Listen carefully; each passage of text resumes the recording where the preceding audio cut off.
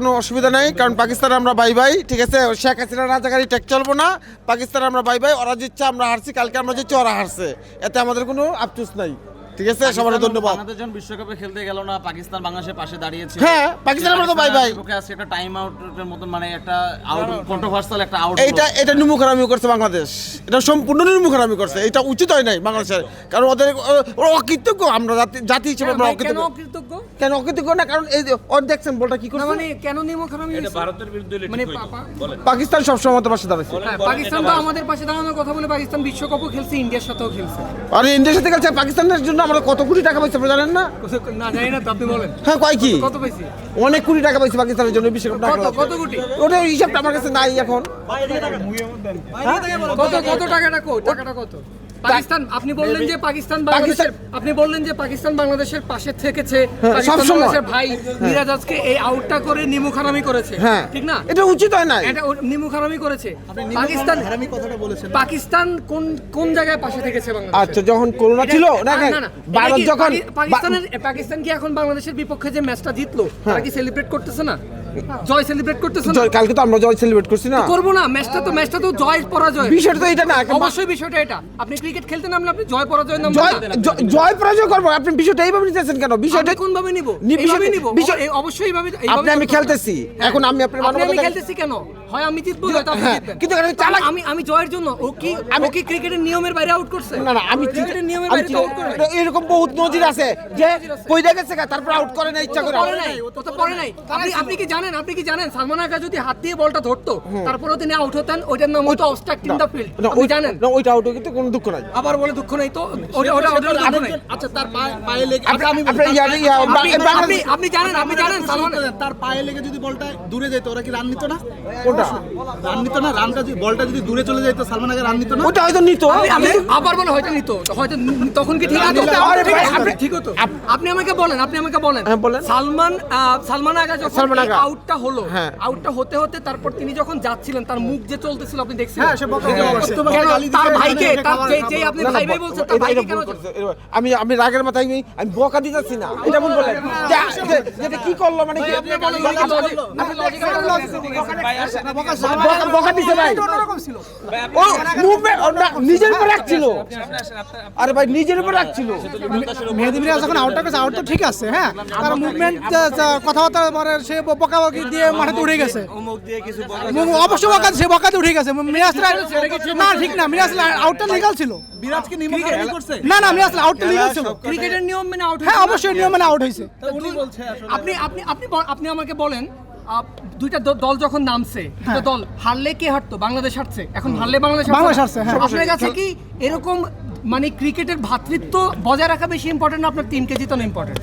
না, অবশ্যই যে খেলতে নামছে তো টিমকে জিতানো ইম্পর্টেন্ট। হ্যাঁ, তো মিরাজ কি ঠিক কাজ করছে না? মিরাজ অবশ্যই ঠিক কাজ করছে।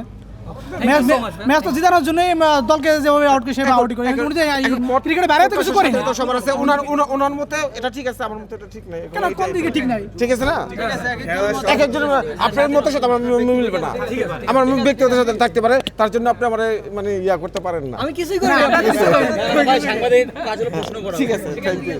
কারণ আমারও স্বাধীনতা আছে ভাই, এটা শেখ হাসিনা বাংলাদেশ না, যে কথা বললে ঘুম আর ঘুম না ভাই, আপনার কি ওটা হবে না। 3 উইকেট যেটা পাশে দেখেছে ওইটা সবচেয়ে খারাপ ছিল। মানে ওপেনিং ব্যাটসম্যানরা যদি এরকম করে তাইলে বাকিরা কি করবে? মিরাজের ব্যাটিং কেমন দেখছেন? ওটা উনি তো বাজে খেলছে, একদম পুরা বাজে খেলছে। এখন যদি আপনারা বলেন তাহলে আমি ওনারে দালালি বলতে পারি। দ্বিতীয় ম্যাচে আসলে বক্তব্য পড়েছে, বাংলাদেশের আজকের পারফরমেন্সটা কেমন মনে হলো? বাংলাদেশের আজকের পারফরমেন্সটা আসলে আমরা ওইভাবে বিচার করতে পারতেছি না, মাঝখানে বৃষ্টিটা একটা প্রবলেম করে ফেলছে। ফিল্ডিংয়ে আমরা যতটুকু আশা ছিল যে আমরা টস পেয়ে ফিল্ডিং নিছি, এখানে আমার যেটা পার্সপেক্টিভ এটা হচ্ছে আমাদের যে ফোরকাস্টিং ছিল বৃষ্টি, তো আমাদের মনে হয় টসে ব্যাটিং যাওয়া ভালো ছিল, কারণ বৃষ্টি আইনে সবসময় পরে যারা ব্যাটিং করে তারাই লুজার হয়। তাহলে কি সব দোষ বৃষ্টির? না, সব দোষ বৃষ্টির না, কারণ আমরা তো আগেও 3টে উইকেট হারাই ফেলছি। 3টে উইকেট হারানোর কারণে বৃষ্টির পরে এসে আমাদের যে ক্যালকুলেশনটা দাঁড়াইছে, আপনারা খেয়াল করছেন কিনা, আমরা 18টা ওভার কমে গেছে, বাট আমরা রান মাত্র আমাদের 30 রান বা 32 রান কমছে। তো এটা একটা বড় চ্যালেঞ্জিং হয়ে গেছে। বৃষ্টির আগে যখন 3টা উইকেট পড়ে গেছে, উইকেটটা যদি কম থাকতো তাহলে আমাদের টার্গেটটা এত হইতো না। এরপরে বৃষ্টির পরে এসে আমরা যেটা শুরু করছিলাম ভালো, যতক্ষণ লিটন ছিল ম্যাচ আমাদের হাতে ছিল। লিটন শেষ পর্যন্ত লিটন থাকলে কি আশাটা দেখতেন? ডেফিনেটলি শেষ পর্যন্ত না, লিটন যদি আর 5 ওভারও খেলে ম্যাচ আর অনেক গুছায় নেয়।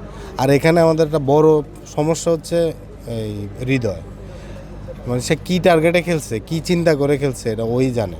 ওর পাশে যখন লিটন আউট হয়ে গেল তখন ও পিজে হচ্ছে সেট ব্যাটসম্যান, ওর কাছ থেকে আমরা রান আশা করছি, বাট ও প্রচুর বল ওয়েস্ট করছে, রান করতে পারে, দিন শেষে আউট হয়ে গেছে, লস। ইভেন ও তো আরেকটা বিষয়, আশিককেও পেছনে ফেলছে। মেহেদী হাসান মিরাজের প্রসঙ্গে অ্যাজ এ অডিয়েন্স হিসেবে বা ক্রিকেট ফ্যান হিসেবে আপনার কি মনে হয়? অ্যাজ এ ক্রিকেট ফ্যান হিসাবে আমাদের হচ্ছে, আমরা যদি বলি যে ক্রিকেটের প্রফেশনালিজম যেটা বলে, এটা থেকে অনেকে বলতে পারে যে এটা ঠিক হয় নাই, বাট আমি দলের কথা চিন্তা করে ওই মুহূর্তে আমার ওই আউটটা আমার দলের টার্নিং পয়েন্ট, আমার ওদের যে রানের যে ফ্লোটা ছিল এটা কমে গেছে। সো আমার মনে হয় না এটা কোনো ভুল। ক্রিকেট ভদ্রলোকের খেলা, ওগুলো চিন্তা করলে হয়তো অনেক কিছু অনেক সময় ছাড় দিতে হয়, কিন্তু আমরা হয়তো ওই পজিশনে নাই, ওই জন্য এটা করে নাই। অ্যাজ আ ক্যাপ্টেন সে তার দলের কথা চিন্তা করছে। জি, যদি বলতে গেলে আজকে আমি খুব এক্সাইটেড ছিলাম, কারণ আমার ফার্স্ট আজকে স্টেডিয়ামে আসা, এর আগে আমি কখনো খেলা দেখতে আসি নাই। যদিও আজকে আসছি, আসার শুরুতে প্রথমে একটা ডস খাইছি, যা আসার শুরুতেই খেলা বন্ধ, বৃষ্টি শুরু হয়ে গেছে। তো যাই হোক, তো বাংলাদেশ যেহেতু নিজের একটা দেশ, তো আশা তো থেকেই যায়। তো আশা নিয়ে অনেকক্ষণ বসে থাকার পরে খেলা শুরু হলো, খেলা দেখলাম। যতই খারাপ খেলা হোক, নিজের দেশ, তো আশা তো রাখছিলাম, কিন্তু যাই হোক যেভাবে খেলছে এভাবে খেলা উচিত ছিল না। যদিও লিটন দাস যদিও ভালো খেলছে, তো আর একটু থাকতে পারতো, তা ম্যাচটা আর একটু আগাইতে পারতো। যাক, আর কি বলবো। পঞ্চপাণ্ডব যাদেরকে বলা হয়, তাদের কাউকে আজকের ম্যাচটাতে মিস করেছেন কিনা? অভিজ্ঞ প্লেয়ার যারা থাকলে হয়তো বা মনে হয় যে ম্যাচটাকে ভালো একজন তো থেকেই যায় যাকে সবাই মিস করে, অন্তত যদিও কেউ বাজে বলে, কিন্তু যাই হোক দেশের জন্য তো অনেক কিছুই করছে ভবিষ্যতে। সাকিব আল হাসান যদিও আছে, তামিম ভাই আছে, এইসবদেরকে মিস তো করা যাবেই, মিস থাকবেই। নেক্সট ম্যাচটা আরেকটা ম্যাচ বাকি আছে, ইনশাল্লাহ দেখার ইচ্ছা আছে, অবশ্যই আসবো। অনুভূতিটা আশা ছিল যে বাংলাদেশ জিতবে, কিন্তু জেতে না, এটা খুবই একটু খারাপ লাগছে। আশা করি সামনের যে সামনের যে ম্যাচটা আছে এটাতে ভালো করবে বা সিরিজটা বাংলাদেশ জিতবে। আপনার মাথায় দেখা যাচ্ছে বাংলাদেশের পতাকা, হাতে পাকিস্তানের পতাকা, এটা কারণ এ কেমন প্রেম? না, এটা মূলত গত আইসিসি টি-20 বিশ্বকাপে আমরা পাকিস্তান বাদে অন্য কোনো দলকে আমাদের পক্ষে কথা বলার মতো পাই নাই। এই রেসপেক্ট থেকেই আজকে পাকিস্তানের পতাকাটা সাথে করে নিয়ে আসা।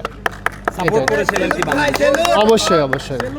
এবং আজকে মেহেদী হাসান মিরাজ যেভাবে একটা কন্ট্রোভার্সিয়াল একটা সালমান লেখাকে যেভাবে আউট করেছে, মানে এই বিষয়টাকে ক্রিকেটীয় দৃষ্টিকোণ থেকে আপনি কিভাবে দেখেন as a দর্শক? না, অ্যাজ এ ক্রিকেট হিসেবে মিরাজের সিদ্ধান্তটা ঠিক ছিল, এবং হ্যাঁ এটা মিরাজের সঠিক সিদ্ধান্ত ছিল, কারণ এখানে তো আপনার মানে ক্রিকেটের দিক থেকে কল্পনা করলে এটা হচ্ছে যে মিরাজ যেটা করছে এটা অবশ্যই ঠিক কাজ করছে।